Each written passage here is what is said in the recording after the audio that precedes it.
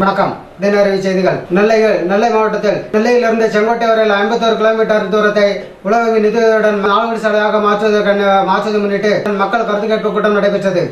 இதில் சட்டமன்ற உறுப்பினர் நயினார் கலந்து கொண்டு பேசினார்.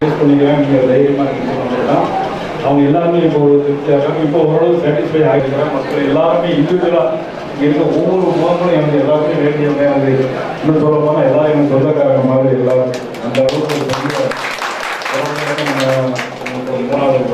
மூணாவது எலெக்ஷன் அப்டேட் பண்ணியிருக்காங்க. அதில் நானே என்ன நேற்று சுரேஷ் அண்ணாக்கெல்லாம் வந்து சொன்ன பிறகு தான் எனக்கே தெரிஞ்சு நோட்டு சொல்லியிருக்காங்க அப்படின்னு. எனக்கு இன்னைக்கு சுற்றுலாப்புறம் நாங்கள் கன்னியாகுமரி கோயிலுக்கெல்லாம் போக நிறைய வேலை இருக்குது.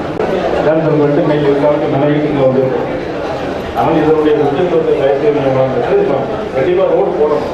அது பெட்டர் நீங்கள் என்ன பண்ணலாம் அந்த இடங்களை அவாய்ட் பண்ணிட்டு இல்லைன்னா உள்ளே வந்துட்டு திருப்பி ரிவர்ஸ் தான் பண்ணணும். உங்களுக்கு இது உங்களுக்கு ரோட் செக்டார் ப்ராஜெக்டில் இது ஒன்றும் புதுசு ஒன்றும் கிடையாது. எது வந்து ஃபீஸிபிலிட்டி எது சரியாக இருக்குமோ அப்படி போட்டால் தான் சரியாக இருக்கும். ஆனால் அதை கொஞ்சம் மைண்டில் செட்டில் பண்ணுங்க. இப்போ நம்ம பழைய பேட்டாக ஒரு வழிகாசல் பாதைக்கு கொடுக்குறாங்க. அதெல்லாம் அதே மாதிரி அடுத்த பள்ளிவாசல் என்ன அமௌண்ட் இருக்கோ அந்த அமௌண்ட் வந்து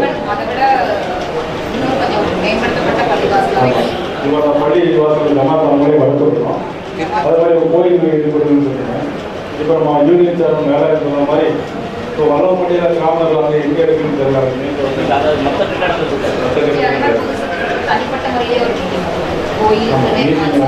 கொஞ்சம் டைம் கொடுங்க. குடியிருப்பு பகுதியில் நீங்கள் 30 மீட்டர் அப்படின்னு இருந்தீங்க. அதில் யாருக்கும் பாதிப்பு இல்லைன்னு சொல்றீங்க. ப்ரொஃபஸர் வீட்டில் வந்து ஷெட்டு மட்டும் தான் பாதிக்கலாம் உங்களுக்கு. சாப்பாடு அதுலேயும் அதே மாதிரி 30 மீட்டர் அளவு அளந்தாக்கி அதை வாங்க நினைக்கிறேன். 40 மீட்டர் வச்சாலும் அவங்க வீட்டில் வரும்.